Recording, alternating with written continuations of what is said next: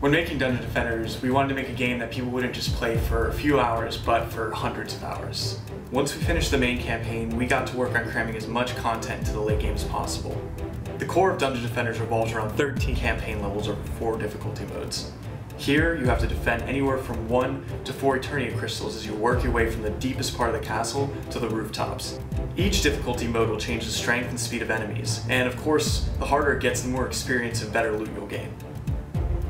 In addition to the campaign, there's also a set of challenge missions.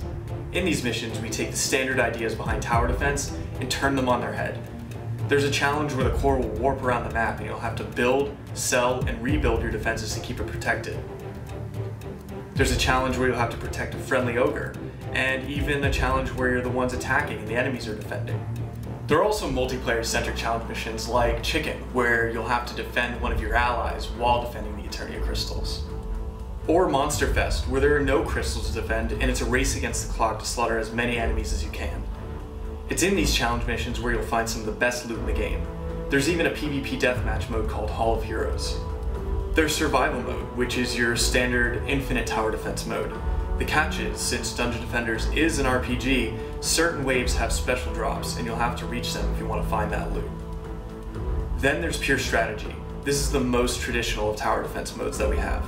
Enemies will completely ignore your hero and focus on the crystal. While in the build phase, you'll be able to build and upgrade towers, but in the combat phase, you'll only be able to upgrade. No repairing, no attacking. Players will have to have a high level of understanding of the level's layouts and the enemies to master this mode.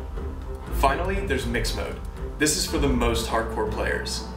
Here, enemies are randomized and you'll have to be very skilled to get by.